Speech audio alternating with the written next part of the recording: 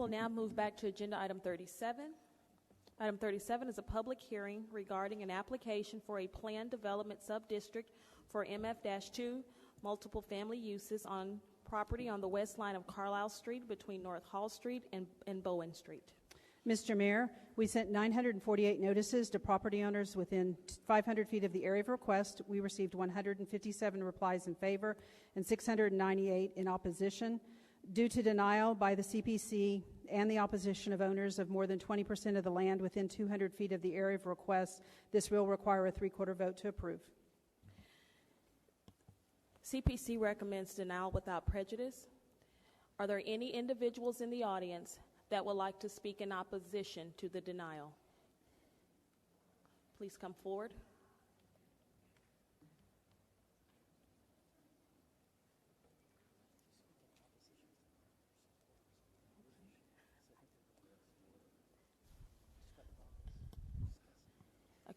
Okay. This is folks that are opposing the denial. Okay. Thank you. All right. We got it. Are there any speakers in opposition? Is it just these folks? Is it just these two that are speaking, or is anybody else? We've got one more. You got two speaking in opposing the denial. Correct, Mr. Mayor. Show of hands, who's going to speak on that? One more, two more. Thank you. Okay. Good to see you, Ms. Hunt. Good evening, Mr. Mayor. It's good to be here. Good evening, members of the council. I'm Angela Hunt. I represent Lincoln Property Company. I'm with Munchart, 500 North Ackard Street. Lincoln is proposing a multifamily development that will require rezoning in the heart of Uptown. The site is located on the Katy Trail. You can see it there. It's on Carlisle Street. It's between Hall and Bowen, and if you look at the image, you can see that it's surrounded by various types of development. We have a 5-story development just to the north of the site, 3 stories directly opposite on Carlisle Street. You'll see the 17-story Taylor project. It's catty corner from the site, and then just to the south of the site, you'll see the Monaco. It's 6 stories. This project, if you'll go to the next slide, is proposing 307 units. It would be 2 buildings separated into 2 buildings along the block. If you'll turn that towards me just a little bit and go back. Thank you. It's 5 and 6 stories, 70 feet in height. There are affordable units, which are part of the project. We'd have walk-up units on Carlisle and Hall Street. Walk-up units are not required as part of the current zoning. All the parking would be either underground or wrapped by units. There would be two new public entries that Lincoln has committed to constructing to the Katy Trail. There would be a public promenade connecting Carlisle Street to the Katy Trail for pedestrians. All the power lines that are on Carlisle and Bowen Street would be buried. This would allow the introduction of parkway trees along Carlisle Street and Bowen Street, which we don't have today. This project, as you'll see in a minute, fits the density and the character of the neighborhood, and it would be a $110 million investment compared to the $25 million investment there today. It is currently 1960s apartments that are in deteriorating condition. This gives you an idea of what the project is proposed. You can see on the right-hand side, those 2 images are the back of the project. Some of the feedback, and we'll get into that in a minute, was that this project did not engage with the Katy Trail. You can see this project now, after revisions from the architects in Lincoln, engages fully with the Katy Trail. It has walk-up units all along the rear of the project. I don't think this is our time. Is that correct, Mr. Mayor? Yeah, that's your time. Do we not have 15 minutes per side? No, I don't know who's on this. I keep on talking. We'll try to figure it out. So this is the project that was originally proposed. This was originally approved by the Oaklawn Committee in February of this year. It is a single building that runs along the entirety of the block with a fire lane along the entire back of the project. This was entirely revised based on the community input we got over the course of the last 3 years. Lincoln has had considerable input from the community, as you can see by this list. As a result of the community input, the project has gone from 90 feet to 70 feet, 390 units to 307 units. There's an urban form setback from Carlisle, which means that it is tiered so that you have a setback on the first floor and then a further setback above that. The fire lane on the back of the project has been fully eliminated and wrapped with units. The garage that you saw on the back of the building originally has been completely wrapped with units. You do not any longer see the garage on any part of the building, on any side, except when you're actually entering it. The loading docks were moved internally to the building rather than having them on the fire lane out in the open on the Katy Trail. They're now internal to the building and gated, so you won't see those either. At the request of neighbors, bike parking was added, wider sidewalks were added, the power lines were buried, pedestrian entry points were added. We heard that there were 3 major issues with the project back in July. A representative from opponents to the project. Lincoln took 2 months and completely redesigned this project in response to the issues that we heard. And Mr. Mayor, if I could have 3 more minutes to complete this. Well, folks that will be speaking in favor of the item, the recommendation to deny, show of hands. In favor, so we've got 1, 2, 3, 4, 5, 6, 7, 8, 9. Okay? And we've got 3 other folks, so we'll take 2 more minutes, okay? And then we'll give these other guys 5 minutes, okay? If you can do that. Is that all right? I might take a couple of minutes of your time. They're fine with speaking 1 minute each, Okay, Mr. Mayor. all right, then that's good. All right. Go ahead. Thank you, sir. So here are the major issues that we heard. 1, that this building was monolithic. It spanned the entirety of the block and needed it to be broken up. 2, that there was a fire lane against the Katy Trail instead of directly engaging with the trail with green space and units. 3, that there was an above-ground parking garage that faced the trail.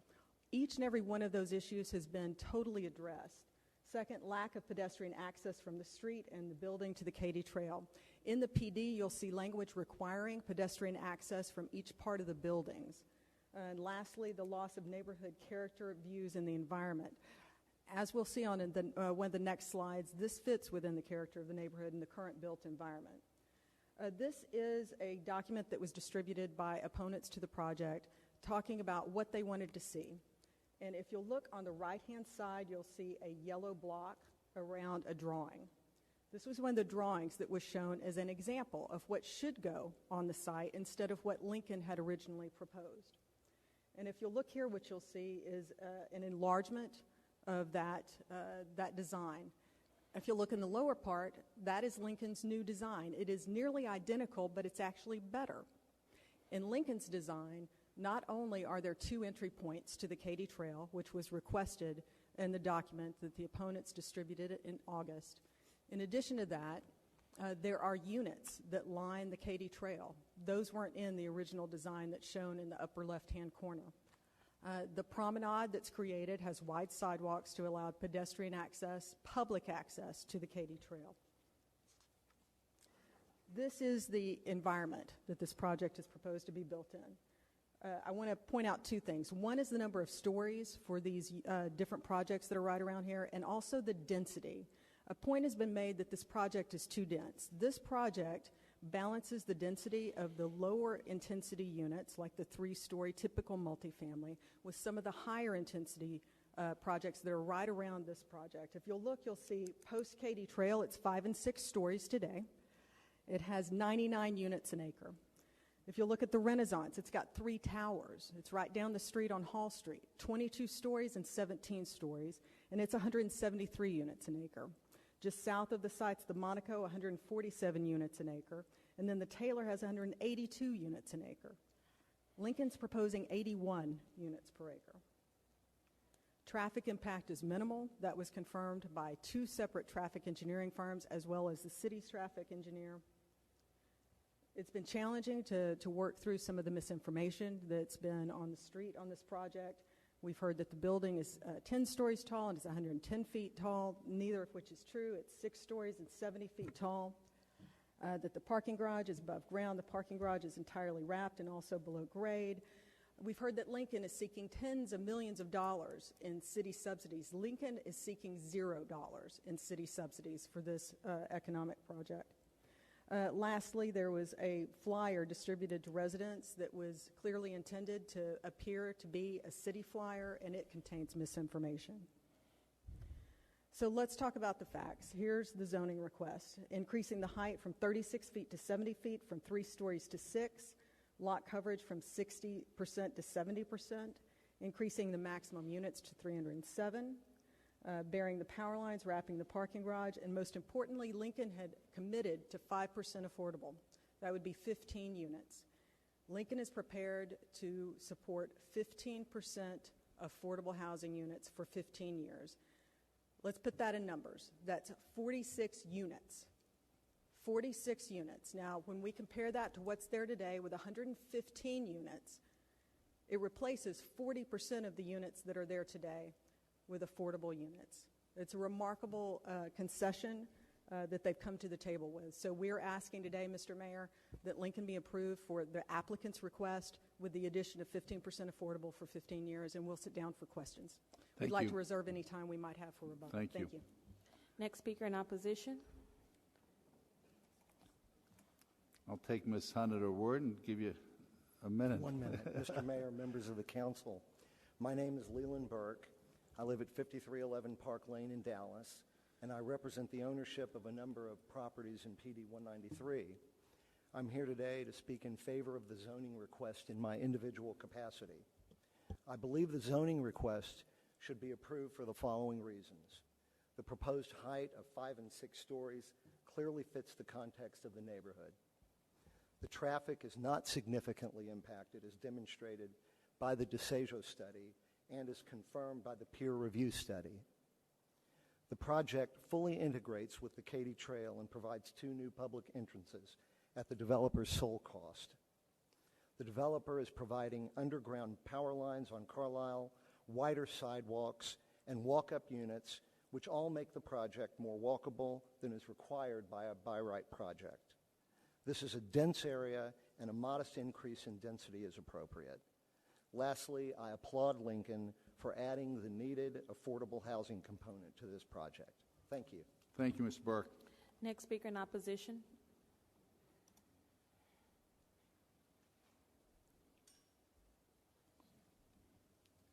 Good evening, Mr. Mayor. My name is Francisco Medrano. I reside at 3203 Carlisle Street. No relation to Deputy Mayor Pro Tem, full disclosure. Just want to voice my in favor of this project. I am the Homeowner Association president, though I speak on my behalf only.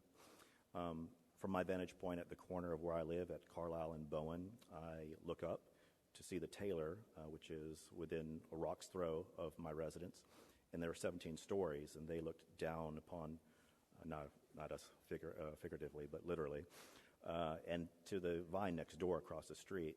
The project that the Katy Trail project is from Lincoln is a very good project. It's gone through many iterations, and given the support of gone through the many iterations with the input from the community, and they've each one of their plans has been an improvement, and they've worked tirelessly to address the concerns of the community, and for those reasons, I think that it's an improvement. Thank you. We'll take the folks that are for the recommendation of denial. Excuse me? May we hear from Jeff for just 1 minute, please, Mr. Mayor? I thought he was going to speak as well. Oh, I'm sorry. I thought there were only 2 that raised their hand.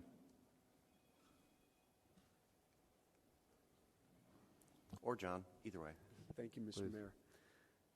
I'm John Beasley, and I reside at 3215 Carlisle Street, number 118, in Uptown Dallas, and have been there for the past 12 years. As a member of the Board of Directors of the Turtle Creek Terrace Homeowners Association, I represent a supermajority of property owners who support the Lincoln Katy Trail project. For nearly 3 years, my fellow owners at Turtle Creek Terrace have closely followed Lincoln's plans to redevelop the place we call home. The project has gone through many changes, and these changes represent neighbors along the Katy Trail their needs, their wants, and there's an ever-changing, vibrant uptown. Indeed, the ownership has met with Lincoln multiple times to understand how these changes will enhance the neighborhood with a minimum of impact to our neighbors. We are pleased that Lincoln has included an affordable housing initiative in their plan, and I will definitely invest and relocate in that same neighborhood. Today, a supermajority of the homeowners at Turtle Creek Terrace asked the City Council to approve Lincoln Katy Trail as presented tonight. Thank you for your consideration. Thank you. Thank you. Thank you. Now, if I think there were 9 hands of those, please come on down. We'll take. I'll ask security to take this, whatever it's called, away. Ma'am? Yeah, wall.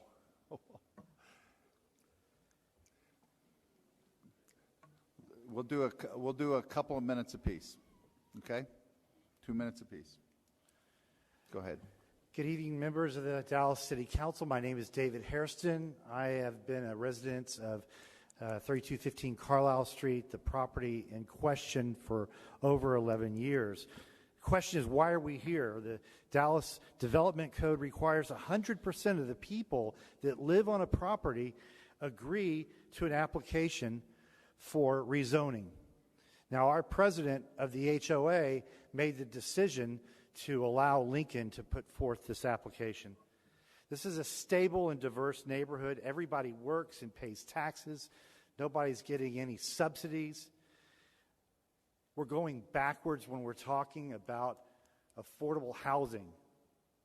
Everybody that lives there, again, as I mentioned, works hard.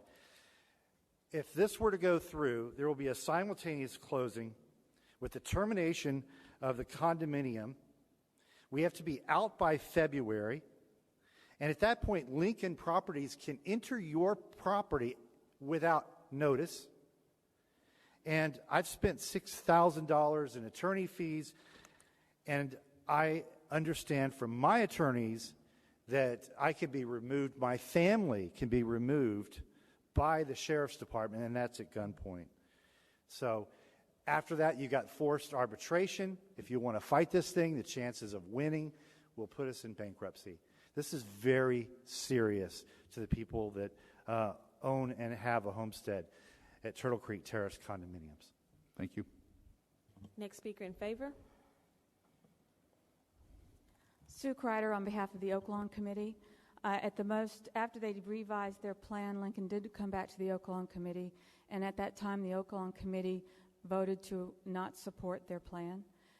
They take very seriously neighborhood input, and also the fact that the land use currently is MF2, and they cannot support the increase in the density. There's plenty of other places for them to build where they won't have to have a change in the zoning. So we ask your support of the Oak Lawn Committee as well as the neighborhood. Thank you. Thank you. Next speaker.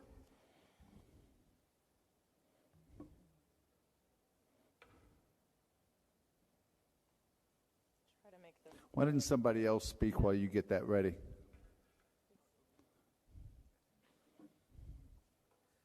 Hi, my name is Steve Metzger. I live at the Mayfair 3401 Lee Parkway. Thank you for letting me spend some time here. I think we've heard a lot of discussion about redesign. My issue is that it violates the zoning and the Oak Lawn plan from the very beginning, so no amount of redesign is going to fix it. I think if it were done within MF2, we would all support it, even slight changes. But in our opinion, there's just no reason to change the zoning to accommodate this project. If it doesn't fit their profitability metrics, we're all business people. We get that. That's okay. They should find another site. So I think in order to stay within the confines and the feel of the neighborhood, which is a phenomenal area, they should stay within MF2. And again, they get a whole lot more support. So I would ask that we do not allow this project to go forward. Thank you for your time. Thank you. Next speaker. Next. Whoever's next there. Good evening. I'm Al Chapman. I live at 3235 Cole Avenue, number 45. I'm the president of the Woodshire Court Homeowners Association. Been there 15 years now, and I got to say it's a great neighborhood. It's been a great neighborhood, even without Lincoln somehow.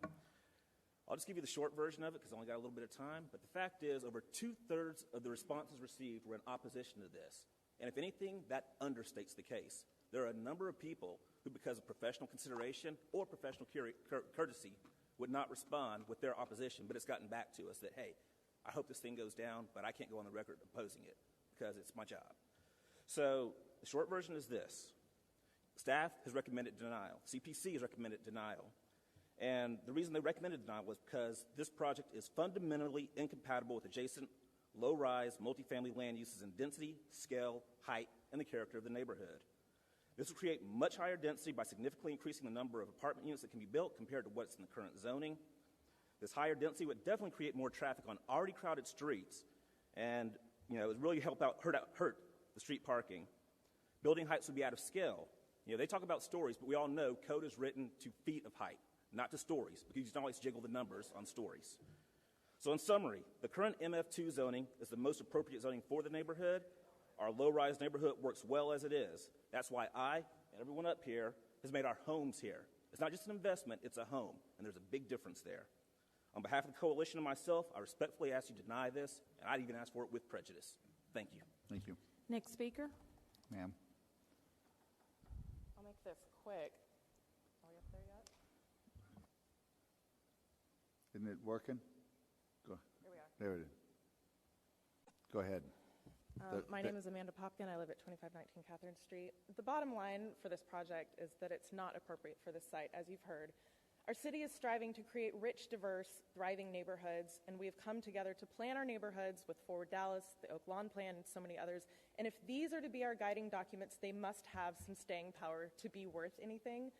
As stated in previous upzoning case for a parcel in this MF2 neighborhood, that there's a reason we have zoning so that residents can have some certainty as to what the future of the community will look like.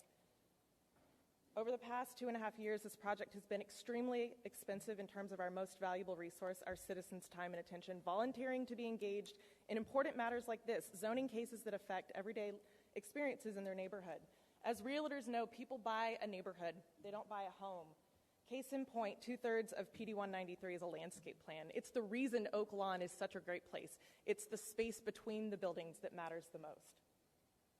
We need diversity in our neighborhoods, and this is only one of 2 protected MF2 areas in Uptown, the other being in the State Thomas area. In these 26 acres here, there are 45 individual 2- and 3-story buildings directly adjacent to this site in a variety of ages and architectural styles. In 2007, a similar Gables property rezoning proposal just across Hall Street was denied with prejudice by council, and because of this, residents have made sizable investments based on the certainty of the zoning being upheld.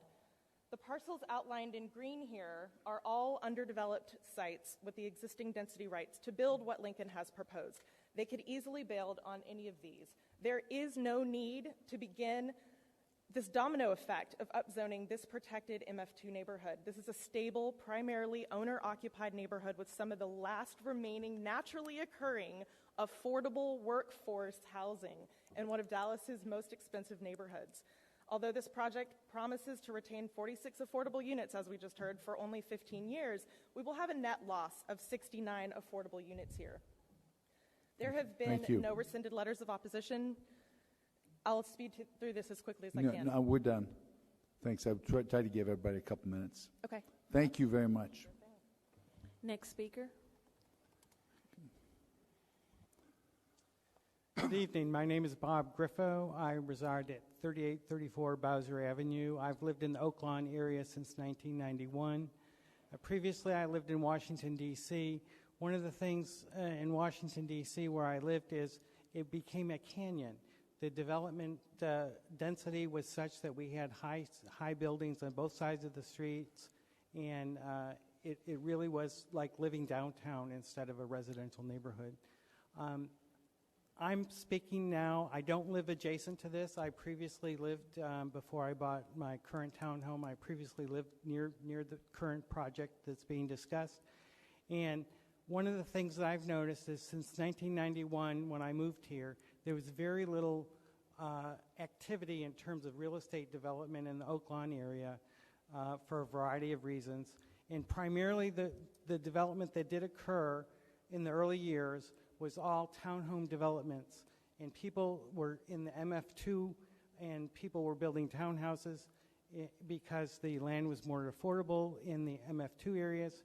And now that it's a more popular area, now people are trying to force changes. And we need to respect the zoning for the area in Oaklawn. And there are plenty of MF3 properties that would permit projects of this size in Oaklawn. Thank you very much. Thank you. Next speaker.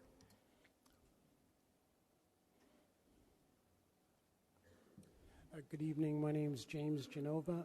I live at 3401 Lee Parkway. And I don't want to repeat much of what you've already heard about respect for current zoning. I want to mention how many of my fellow residents have been involved and engaged with emails to the CPC, emails to City Council. You've looked for engagement from the neighborhood. You've gotten engagement from the neighborhood, clear and unambiguous, against changing rezoning. We bought here for MF2, keep it MF2. If you want MF3, walk across Turtle Creek and develop right there. So thank you for your time, and please respect the time of all the residents who came forward. Thank you. Thank you. Next speaker. Good evening. I'm Dan Halliburton. I live at 3030 McKinney Avenue. It's the Latour Condominium Complex, and I'm on the board of directors. Thank you for an opportunity to just underscore a few things that you've been hearing here tonight. Latour was one of the first significant residential developments in Uptown, and its owners have collectively made roughly a $70 million investment. And we did that counting on the neighborhood, the character of the neighborhood that exists today. And although the residents of Latour generally support context-sensitive development, we just don't feel that this complex meets the criteria that we need to see and what we're depending on for the very unique nature of Oaklawn and of Turtle Creek and Uptown. So we'd like for you to vote against this proposal.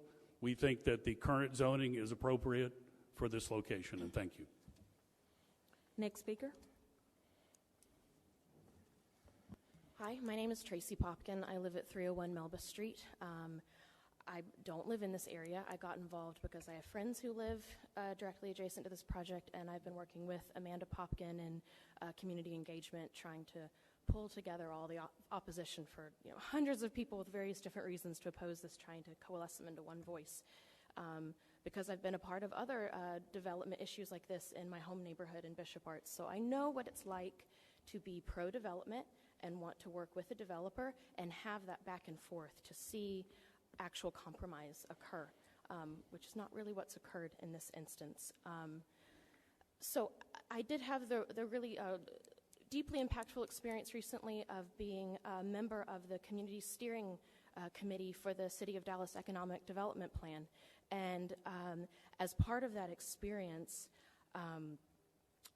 the Angelo Economics, who has paid an enormous amount of money to give you all advice, said that one of the primary issues with the City of Dallas is that we don't have an overarching plan that we stick to.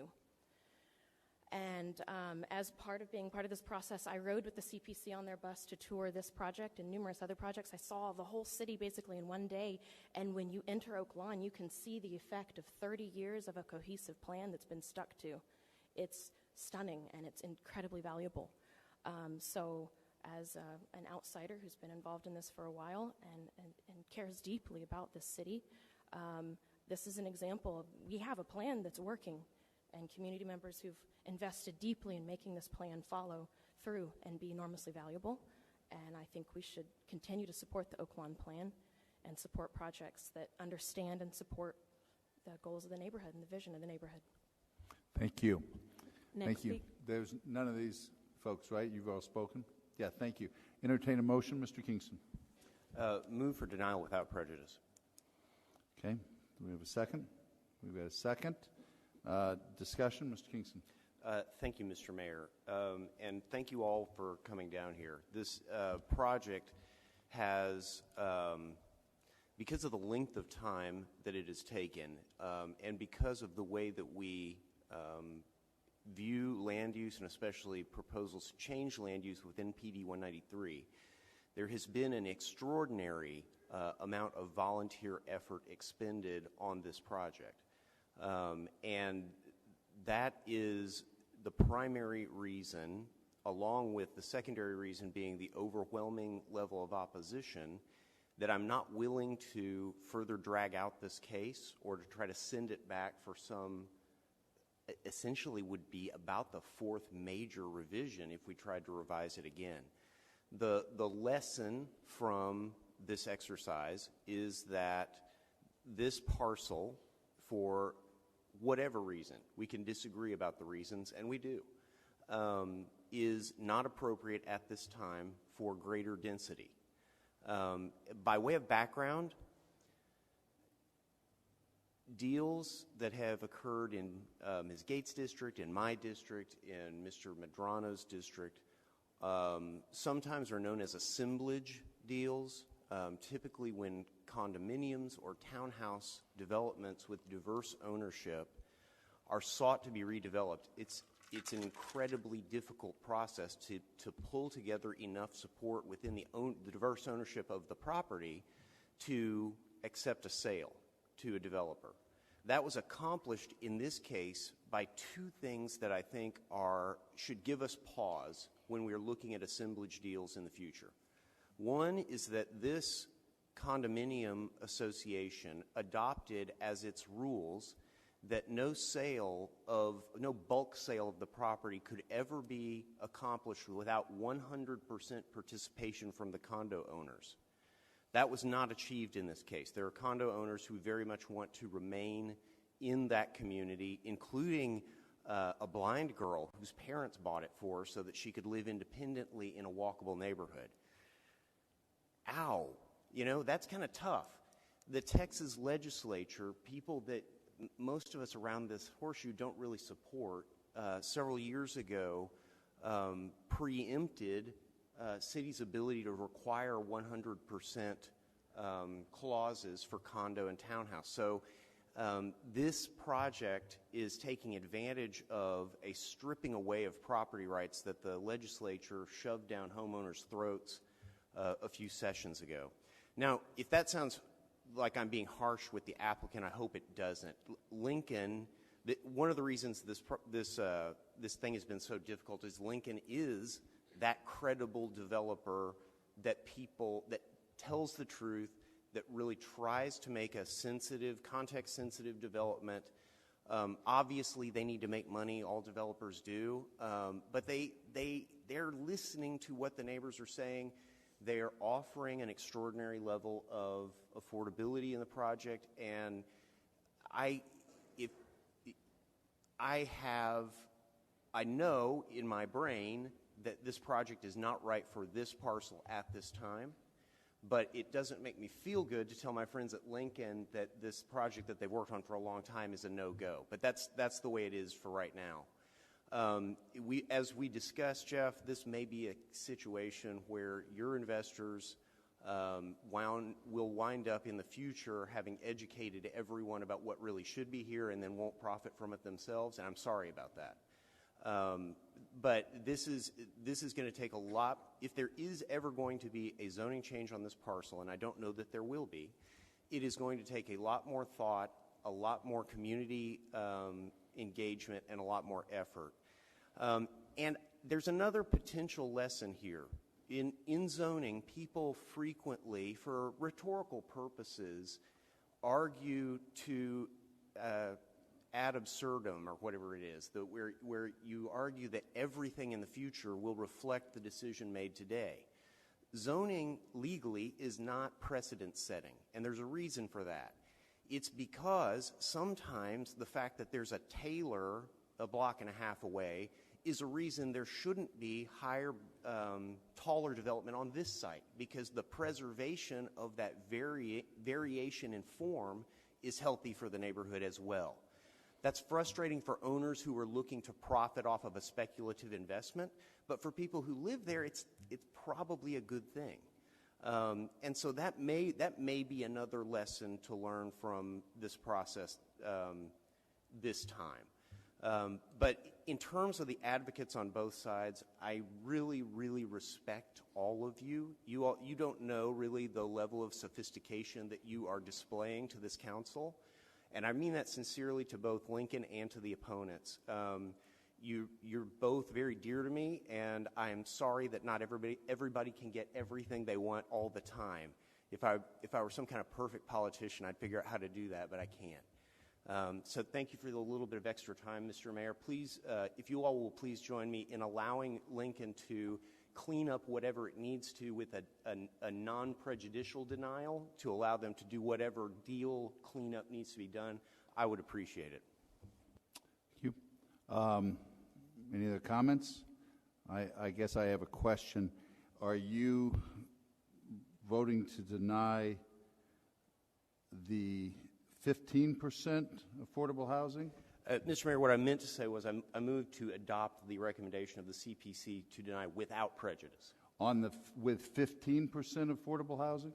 The 15% affordable housing does not change my motion. Okay. And what if they gave the young lady a free apartment that's blind? I think you're still 90 units short, Mr. Mayor. All right. Just want to clarify. Let's do a record vote. If you are voting, Can I have a quick? just to be clear, do you want to say something? So, do we have that? I saw that they were willing to put 15% on the table, but there's not an option for that. I mean, nobody's made a motion. He said even with the 15%, he's not for it. Okay. So even if they're 15%, I guess I have to comment. I mean, we have an affordable housing crisis in this city. And this is a moment of truth whether we're going to put affordable housing north of this city or not. And I respect all the points of view, just like Mr. Kingston said. But when we said we're going backwards and we're going to have to include affordable housing, that is not a good narrative for this city. And so I will be voting against the motion because I think affordable housing is critical throughout this city, and it needs to get in North Dallas. Whether we like it or not, it's going to happen. And we've got to start someplace, and this is a good opportunity to do that. So that's my point of view. Ms. Gates, did I cut you off? Yeah, I had another question because this certainty over zoning is a question that comes up all over the city, and I spoke with both sides and I met with both sides on this issue. And there was this argument that this area is like a protected MF2. And if, that, and that's a certainty, but why, in this, because it's a special district, but I think there's been, in I don't know how many cases over the last few years that MF2 has been changed to MF3 in this special district. I mean, maybe, could you, Neva, maybe give me an estimate of how many times that has happened? And from you've worked with a lot of cases in this special district, has it been argued that this area within that district is protected? I mean, is it from any kind of zoning change? I couldn't even hazard a guess to know how many have gone from MF to PDS or something. But if you look in your history, most of the ones that are listed here were either office or light commercial. The ones that changed around this area were not MF2. They weren't in that immediate area. So there hasn't been, but it's just been kind of known. I mean, within the group. I mean, I'm just trying to understand it a little bit better of why. Is there no plan then for it to change at all? Is there any plans for it to be protected? Is there an authorized? I know there's an authorized hearing with NPD 193. Is that for this area or not? No, it's for an MF3 area. So, I mean, from staff's perspective, we look at each case individually. So just whether this is MF2 or LC or office, we look at each one individually and determine whether we think this area needs to change. And what was your staff recommendation? Our staff recommendation was approval, but with different conditions than what the applicant asked for. Because what were you trying to mitigate? We were asking for, staff recommendation, was denial without prejudice, but we provided some conditions in here for what staff would have supported as an alternative if anybody wanted to support it. And so did they support? Right. So CPC went, I'm sorry, I just said that wrong. Staff was... Yeah, the applicants are all shaking their heads. So I'm just want to clear what... Staff was recommending approval. We had conditions that were less in height, less density, different setbacks, and a different recommendation for the affordable housing, which they have now increased. Which now they have, because this is something we're looking to do. Right. So if there's areas that we can have density, okay. All right, thank you. Thank you, Mr. Thomas. Neva or Chris, if you could come up for a second.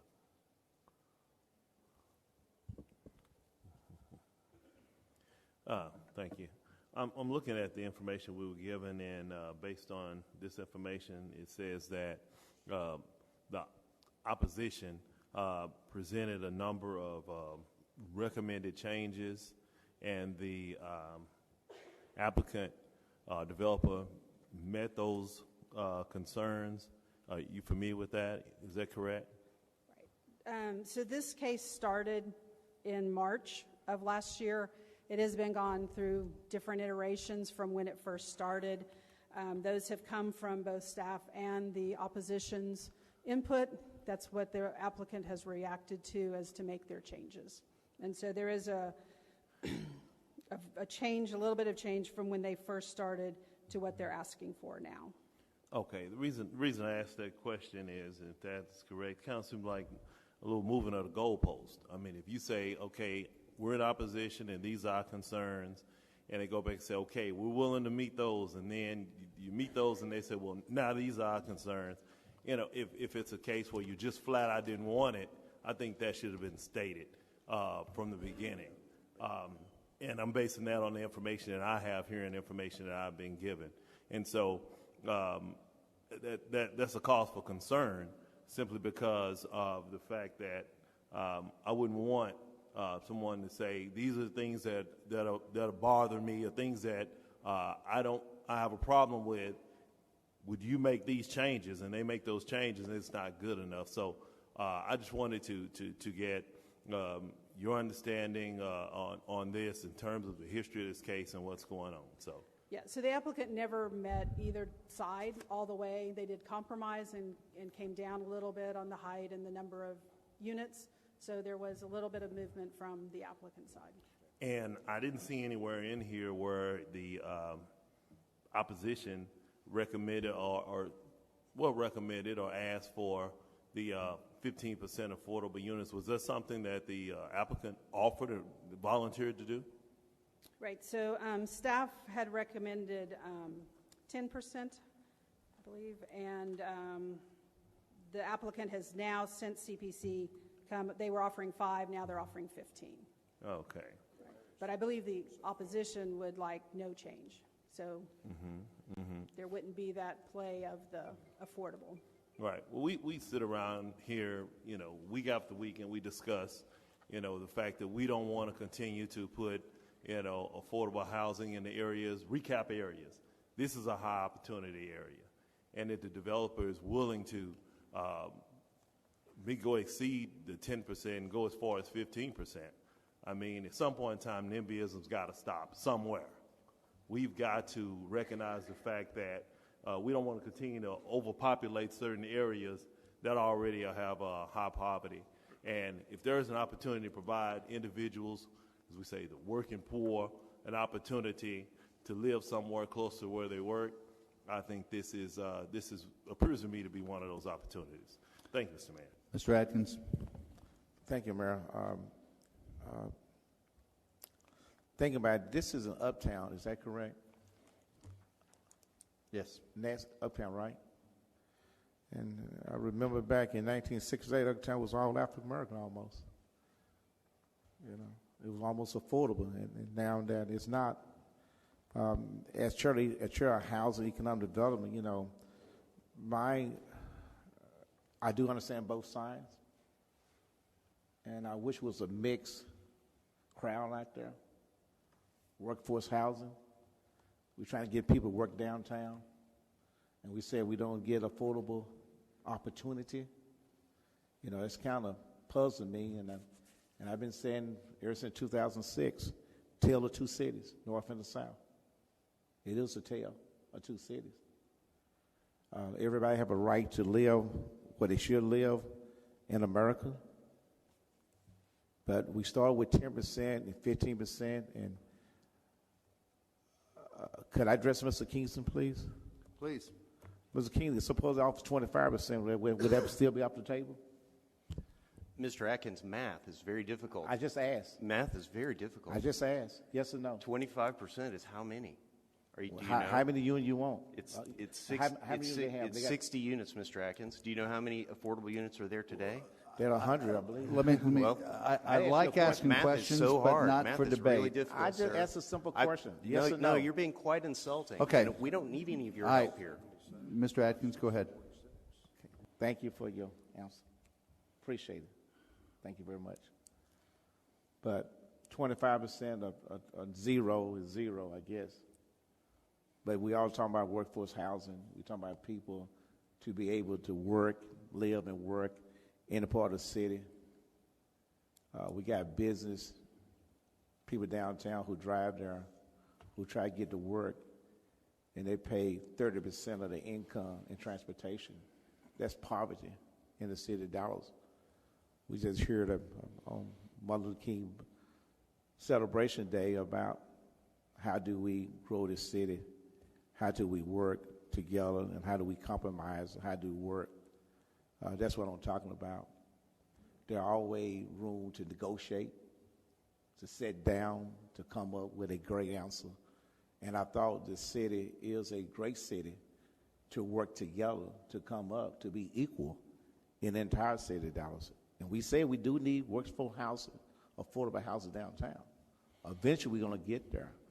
But I don't want to be voting against it. And if you come back, you know, hey, as chair of housing, the policy, the city manager, we got to look more deeply into our housing policy to be a great city. We got to really search our heart and say, do we really, really want affordable housing throughout the city of Dallas, especially in North Dallas, and especially downtown? Thank you.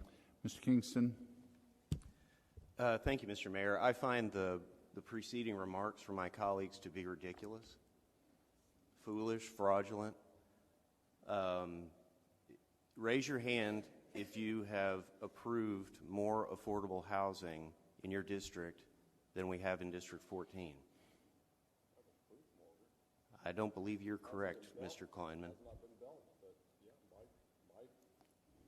I believe you're under 15 units, and I think I'm over 100. So this affordable housing was never part of the discussion. Okay, Mr. Kleinman. I mean, if he's going to call me out, I know, but just put the light. Put your light on. You're the liar, dude. Hey, Mr. Kingston, we're not going to call people names. I believe I'll do whatever I want, Mr. Mayor. Not be in order, okay? Please.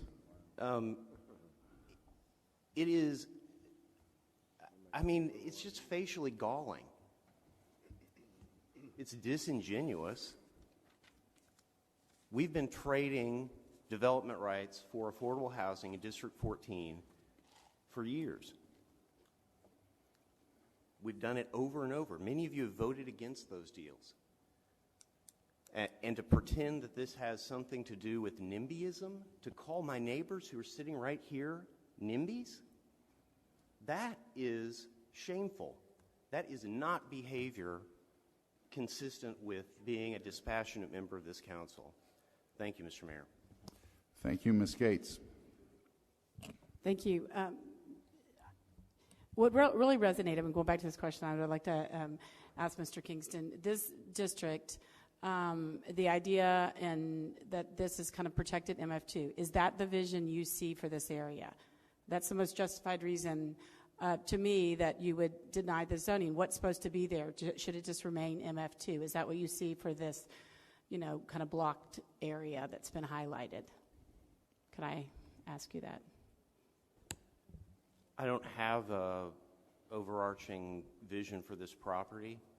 The idea that there's a special protection beyond normal protections for this property is not really reflected in law. It's reflected in the way that PD 193 has been operated traditionally. There's only one trailside MF2 project that's ever been upzoned, I believe. And that one, as you were here, you may have recalled how close I was to being beaten to death over that project. So I would say that what we know from this case is that this vision presented this way at this time is not viable. It doesn't mean that another vision in the future won't be viable. Is that enough of an answer? That's helpful. I mean, just because that area, I think the certainty is something that we hear constantly in all of our districts. And and I know zoning can always change. But the argument was made, and I think with the Vine, people weren't going to invest in there because they assumed something else was not supported, that it wouldn't change. And I think it's not good for our city when we don't know. And then there's areas where we can have density, and with density we can have affordability, and our city can continue to grow. But if we know there's areas that's not going to be supported, we should just say that out front and not make developers go round and round for 3 years and make neighbors have to get coalitions to, work for 3 years. So that's what the kind of boiling point of the frustration is, why we ended up here after 3 years. Thank you. I just want to make one last. Well, Mr. Callahan wants to speak. No, please. Yeah, that's what's my concern, is that we've been at this 2 or 3 years, and if the answer was no to begin with, why are we getting planners and loggers and bringing visions and then saying, well, we don't like this, we don't like that? I mean, it's clear there's been changes. It's going from $25 million to $100 million value. You're going from 90 feet down to 70 feet. Your units are going 390 down to 307. You're getting a better setback look. You're getting great access to the Katy Trail. You're burying the power lines. There's a great deal to like about this, and then they've upped the ante on the affordability ratio. You're going from 5 to 15%. The math that Mr. Atkins was trying to get to, is 25%. That's 77 units. At the 15%, that's 46 units. So that does certainly help, and you're getting a brand new product, more tax value to the city, so they can bring more services. You got brand new construction under warranty. Again, there's so many things to like about this, and certainly in that given vicinity, high-rise buildings have been for the last 30, 40 years have been really the norm. You've got to add value. Property taxes are high, and property insurance is high. The developers got to get more return, ROI on their investment, and to do that, you got to put up more units. But more units is good, because that's what we're trying to do. We're trying to get more affordable units. And so again, rather than going down the primrose path, taking developers for a ride, if you will, suggesting that a certain workout could be made, I'd rather just let your yes be yes, or no be no. If you just don't want it, then say, we do not want any change from the MF2, and that's the end of discussion. Don't tell somebody that if you'll make these ancillary changes, then we might be able to get some support for that. So, loggers and planners and architects, and this has been revised I don't know how many times, that's expensive. So let's end the expense. Let's add the value for the city. Let's bring the affordability, units online, and let the city and let the people win. Thank you. Thank you. The last point that I just wanted to say is Mr. Thomas talked about these high opportunity areas, and we have never had a project with 15% affordable housing in a high opportunity area. We've talked about raising the standard, raising the bar. This would create a new standard for all builders in the future, And to me, it really comes back to Mr. Atkins' questions. Does this council really want affordable housing? So we'll have a record vote. If you want to vote for denial, you vote yes, or you can vote no to that. We have higher actual rates of affordability in high opportunity areas in other projects, and Mr. McHugh's district and in mine. In 15%? We have 40 in Jack Matthews' new deal. Okay, that's up and running. Okay, thank you. All right, vote. Please start voting. 10 have voted. 13 have voted. 14 have voted. 14 have voted. 14 have voted. 14 have voted. All have voted. Voting in favor, Deputy Mayor Pro Tem Medrano, Council Members Clayton, Narvaez, Kingston, Grayson, and Griggs. Voting against, Council Members McHugh, Arnold, Mayor Pro Tem Thomas, Councilmember Gates, Felder, Kleiman, Mayor Rollins, Councilmember Callahan, and Atkins. The motion fails, Mr. Mayor. Thank you. I'll entertain another motion, Mr. Thomas. Thank you, Mr. Mayor. I move to approve the zoning changes requested by the applicant with the following changes. In order to qualify for the increased development standards, a minimum 15% of the total dwelling units must be mixed income housing. The rental affordability period is 15 years beginning on the date the first affordable unit is leased to an eligible household or voucher holder, and the ordinance to return at a later date.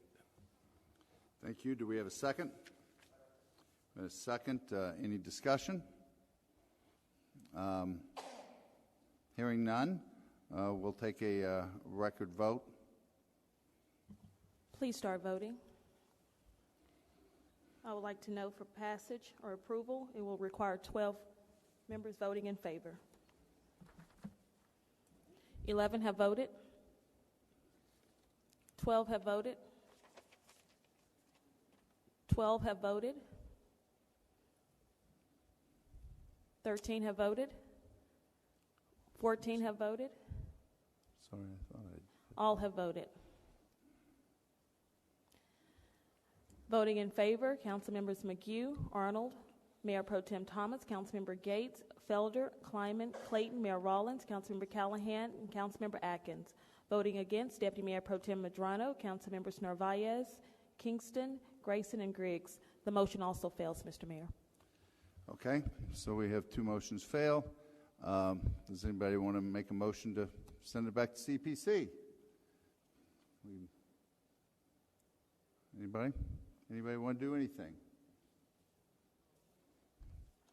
I'll move that we send it back to CPC, and perhaps we can get a little bit more affordable housing, and maybe make some tweak adjustments to placate the neighbors and try to get a victory for the city. Okay. A motion and a second. Any discussion? Mr. Callahan, did you want to say something? No. Mr. Kingston is up first. I would urge you all to vote against Mr. Callahan's motion.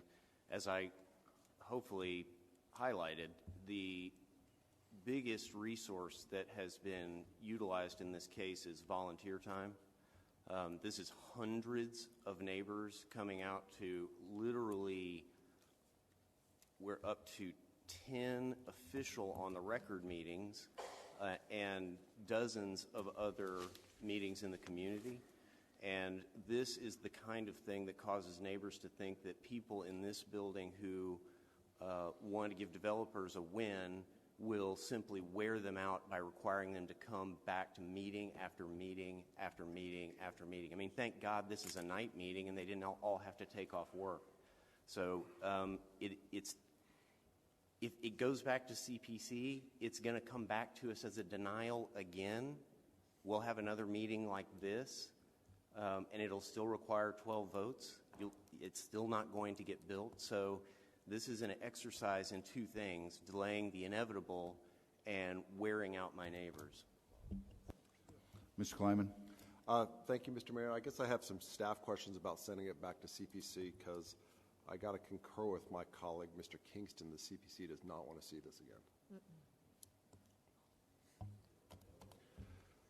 So I guess my question is, if we send it back to CPC, do they have to have a full hearing again? We just tell them to go through the process again? Correct. We would Okay. notice, just like we did for the first one, and see if there's any changes from the applicant, or if there were, we could bring those forward to CPC, but we'd have a new hearing. If we reconsidered Mr. Kingston's first motion for denial without prejudice, where does that leave the applicant?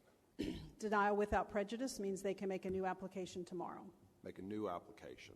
So, They don't have the 2-year waiting period. so they start over, still have to go through CPC. Right. So is it virtually the same outcome? I mean, I realize technically it's a different thing, but they still have to go through the same process again? Sure. I think a denial gives the applicant the indication that this wasn't the right product to bring forward, so go back and think about something else. Right, and then if we send it back to CPC, they're just going to It's the exact gyrate on the same. same issue over and over Correct. again. All right. Thank you. Ms. Arnold. Excuse me, the question for Ms. Neva Dean, excuse me, need clarification that I would not be in favor of sending it back to CPC, but addressing the issue of how we can move it forward with, we can consider keeping this under advisement until it can come back to the council agenda so that we could vote on it. So the council could vote, or could make a motion to hold this under advisement to a date certain. It would not go back to Plan Commission. It would just stay here and come back before this body.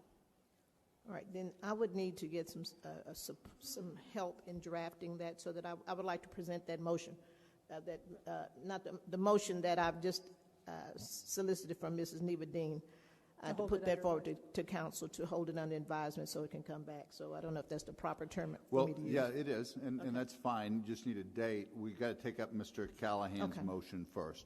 I will say that CPC did not act on this when it was 15% affordable housing. That is a new piece of information that I think our CPC group would be interested in. Mr. Callahan, did you want to? I had a question. Would someone from Lincoln Properties address the group and indicate what they're interested in doing? Do you want to make a new application? Do you want to walk away? What do you want to do? Please. We'd love to have the opportunity to make a new application, and I think it'd be in our best interest to go back to CPC whether we want to see it or not. And the reason why is if we get a positive vote, which it was only 7-5, then we don't have to have a supermajority here. Well, the point is, we could choose Mr. Kingston's route with just denial without prejudice, and you can go make that application tomorrow. Yeah. That's one avenue. Or you can accept mine. It's going to take you down the same. You tell me. I think that it makes sense for us to be referred back. That gives them the indication that you guys are interested in seeing it again. Okay. All right. Thank you. You have some comment? Yes. No. No, because a council person asked.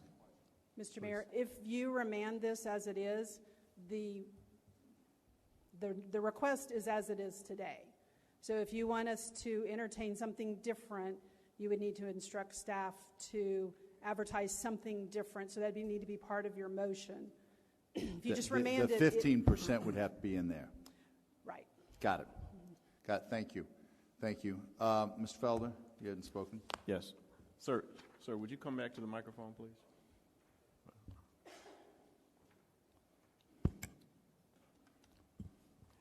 Yes, sir. This is a pretty tough case because of the number of times that you guys have been before CPC and also acknowledging the fact that the community is voicing serious concern.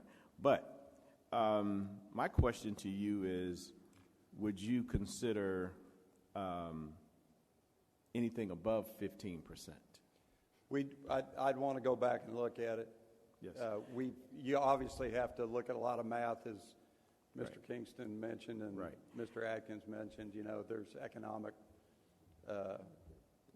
cost afforded that, and I'd need to make sure that equity partners and so on were comfortable with it. Okay, so that I think that would be beneficial. I think that would be good. That would be something that probably a lot of us would be interested in. A number at 20-25% would be appealing. I hear my colleagues, the concerns and the comments. As a real estate broker, I'd like to see more diversity throughout the city. I pride myself on being a grassroots community-based councilman. So I want the community that has come out, I want you to know that. But sometimes, no matter what you do, many times, no matter what you do, somebody's going to be upset, somebody's going to be disappointed, somebody's going to be mad. But at the end of the day, we're trying to reach a compromise. And that's what's going to have to happen here. Nobody's going to win and get everything that they want. I clearly understand that, and I see that now. But what we need to do for this city, for this community, is to find a way to get as many affordable units as possible in the complex, so that you have a balance. You have a balance because you have opposition. You have strong opposition. I can clearly see it and hear it. But I'm seeking a balance. I'm seeking some middle ground. Some middle ground, so that there will be less acrimony, less disappointment. So please give it your strongest consideration. Thank you, sir. We look forward to talking to all of you and getting your input. Thank you. Thank you. Mr. Callahan, did you say it's not open mic, sir? They were asking him a question. Mr. Callahan, did you say you want to do something with your motion?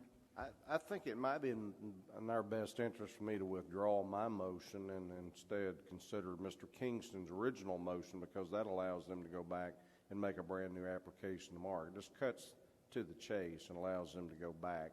If they want to bring in another component, either 15 or 20 or some other figure, they can do that. Fine. So his motion is withdrawn. Ms. Arnold wanted to make a motion. Could I ask a question before the Please. motion? There's comment number one. My understanding into the reading is that this particular project does not include any tax credits. No. And so the second comment, of course, when speaking to my fellow council member Felder, is correct. In trying to get compromise and balance, I believe is the more we get. Mr. Mayor, I'm sorry, point of order, and this is nothing against you, Ms. Arnold, but there's no motion on the floor. No, she's asking a question for clarification. Right, but we have no motion on the floor, so we should only be discussing a motion on the floor at this time.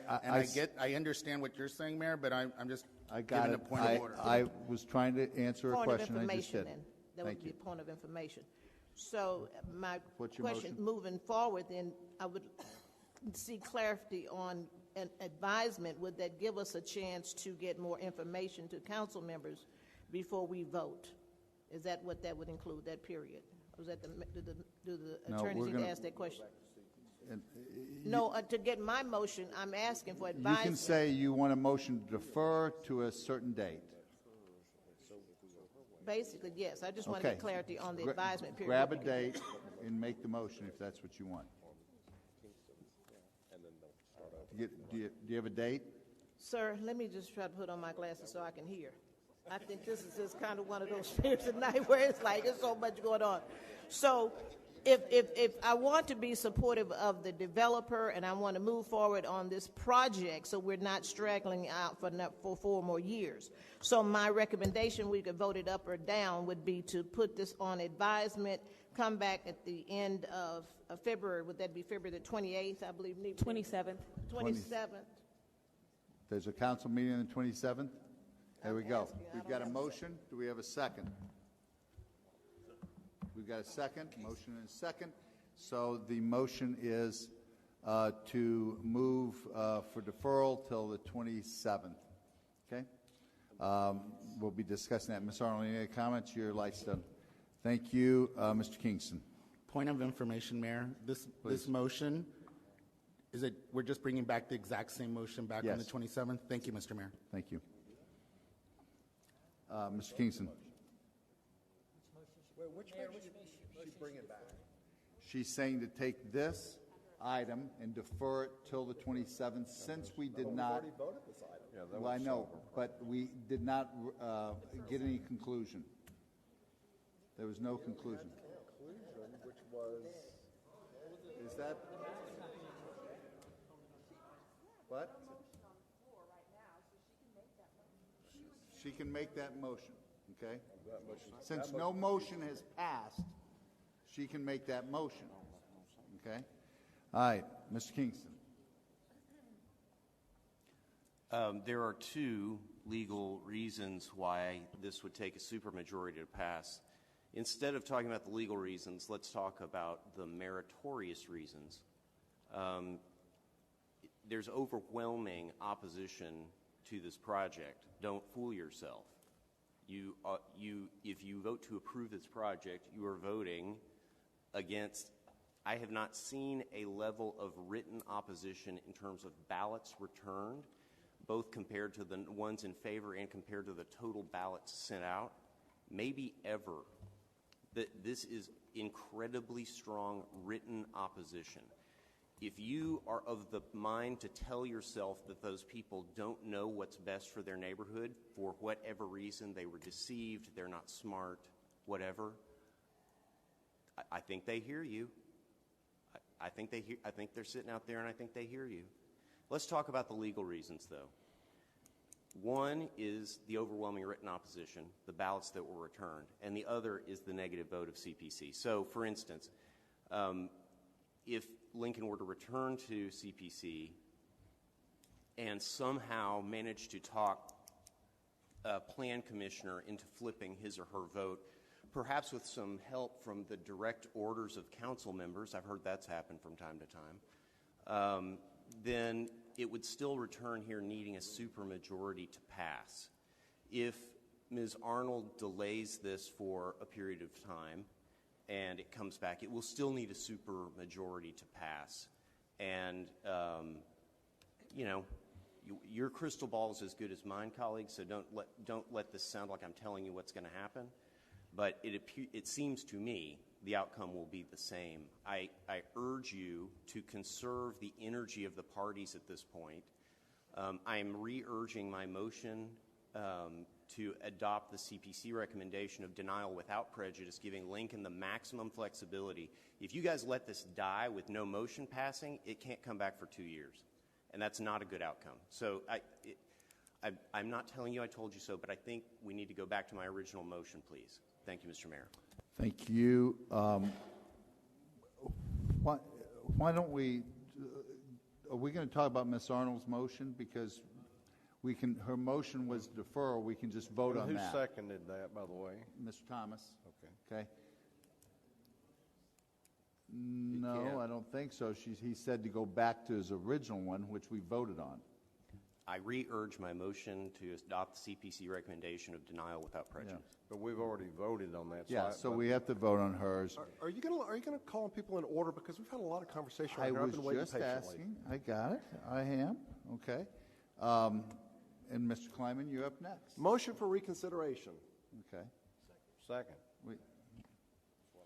All right, so help me. Do we need to Because take you up got Ms. another Arnold's one. before the reconsideration?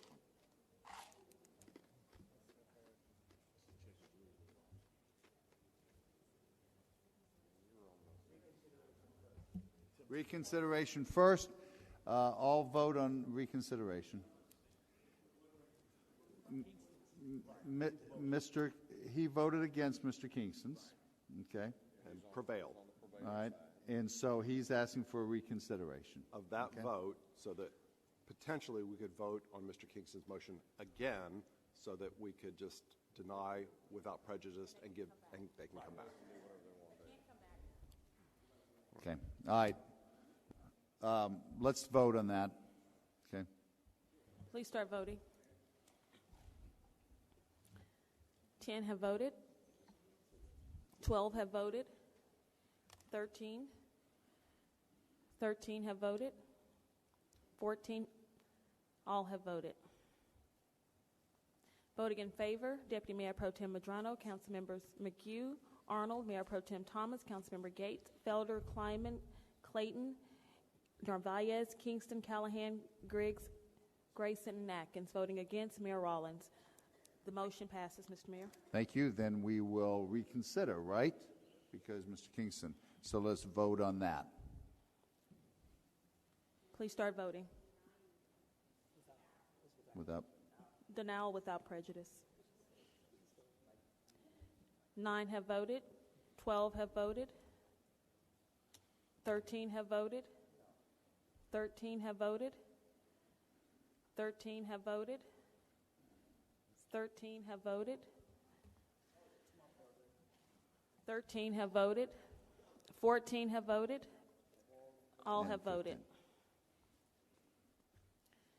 Voting in favor, Deputy Mayor Pro Tem Medrano, Councilmembers Arnold, Thomas, Gates, Felder, Kleiman, Clayton, Narvaez, Kingston, Callahan, Grayson, Griggs. Voting against, Councilmembers McGue, Mayor Rollins, and Councilmember Atkins.